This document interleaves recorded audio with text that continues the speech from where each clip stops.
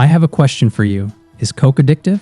How does regular consumption of Coke relate to obesity and diabetes? And is Coca-Cola aware of this?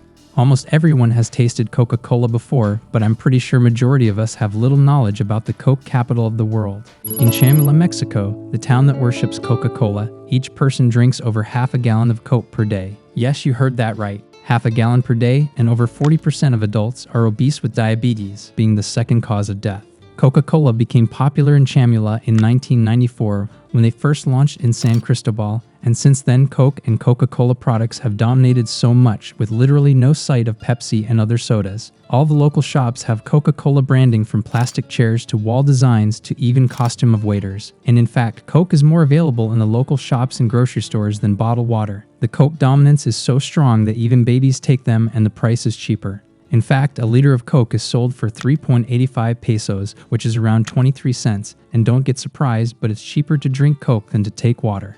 The brand of water available is Seal, which is also owned by Coca-Cola, so however you see it, once you are drinking anything into your system, Coca-Cola is already cashing out. Given the option of choosing between a nice cold chilled sugary Coke and a bottle of water for less price, no surprise people here are choosing Coke. To break it down, the average adult drinks 3 liters of Coke a day, with children and teenagers drinking around 1 liter every single day. But the question is Coke being honest to the public about the health consequences of consuming their product in the amounts they do?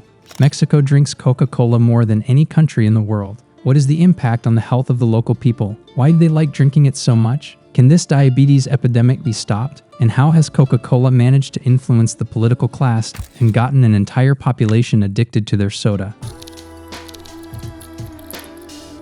Let's dig a little deeper. Do you know that 1 can of Coke contains around 39 grams of sugar? That's like consuming almost 10 teaspoons of sugar in a single sitting. The truth is, our brain loves sugar because it activates the reward system, releasing dopamine, the feel-good chemical. And every time you drink Coke, your brain gets that hit of dopamine, which can make you crave more. Over time, your tolerance builds up and you need more sugar to get the same feel-good response. That's sugar addiction in action.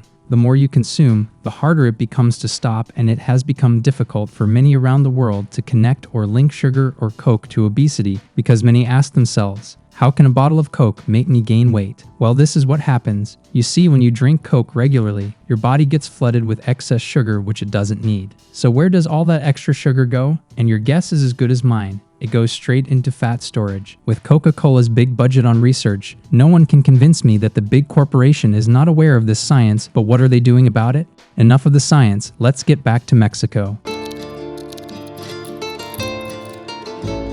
Since the 1960s, Coca-Cola has targeted the indigenous population in Chiapas with localized marketing campaigns that combines the symbols and traditions of the people, resulting in the most loyal Coca-Cola customers on earth, who drink 5 times the amount of soda drunk in the rest of Mexico. But at what cost? Instead of sticking to mainly TV commercials and billboards, which they did and still do, the earlier marketing targeted opinion leaders, religious leaders, and local influencers, promoting Coke as the god drink. This is similar to what Coca-Cola and the Lindley family did in Peru when they introduced Inca Cola to resonate with the Inca tribe in Peru.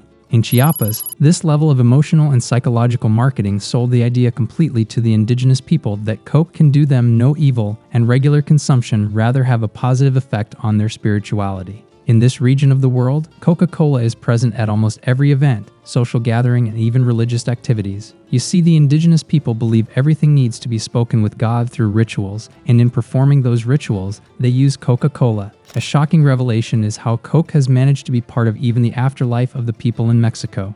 It is so intense that even at the graveyard, you will see Coke tied to the flowers on people's tombs. To the locals, bringing Coke to the graveyard is like bringing offering to the cemetery, since it was part of the life of the dead when they were alive. You will find Coca-Cola products on almost everyone's grave. In fact, in Chamula, some people believe Coke has magical healing properties, and they have so much faith in it such that even after they have been diagnosed with diabetes, they try to cure it with a bit of Coca-Cola. One other important factor leading to the Coke addiction in this region is the lack of clean drinking water. Coca-Cola has a bottling plant in FEMSA that employs about 5,000 of the locals and produces a whopping 300,000 bottles of Coke per day for this region. That's a lot of Coke for this small area. This bottling plant, I can say, is the primary cause of this epidemic because it drains over 1 million gallons of water per day, depleting the local water source of water and selling it back to them in the form of sugary Coke, which they choose in place of the Shield water, which Coke also owns. Although this problem has been identified and spoken about by many professionals, Coca-Cola's influence in the political space makes it difficult to hold them accountable.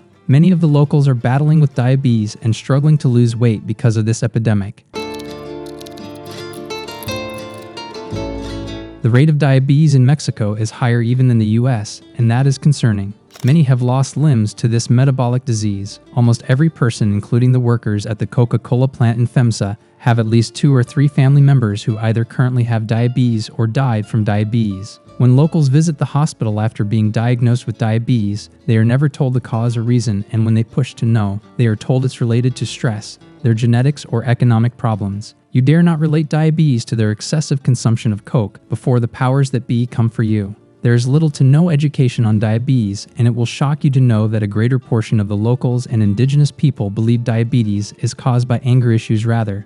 People of this region are not only addicted to Coke, they also consume a substantial amount of highly processed, cheap, sugary snacks and candies. Maybe it's not just the Coke capital of the world, but the sugar capital. This is where it gets more worrying because despite research showing that diet is a far more important factor in obesity and diabetes than exercise, Coca-Cola seems to be doing the exact opposite, pretending to address this epidemic. Coke sponsors youth events, including basketball, since 2006 as part of their Pontiel 100 program to promote exercise rather than drinking less sugary drinks like Coke.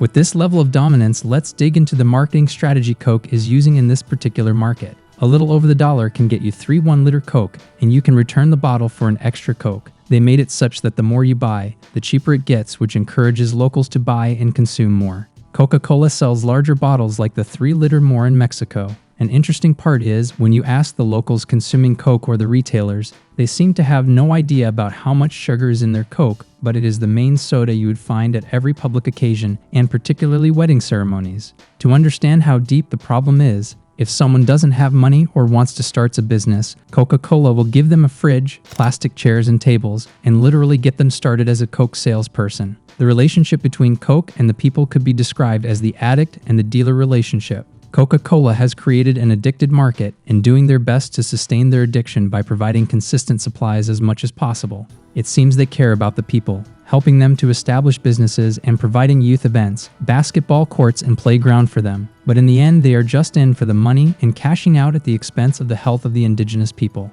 The solution to this epidemic, I believe, begins with providing safe, cheap water and aggressive strategies to combat the excessive consumption of Coke. Because you see, due to Coca-Cola's recruitment of local vendors on nearly every corner of every street to advertise and sell Coke, clever marketing campaigns targeting poor and uneducated indigenous communities, and political connections within Mexico like the former president Vicente Fox, whose political career was conveniently funded by Coca-Cola, establishing near monopoly on the water supply.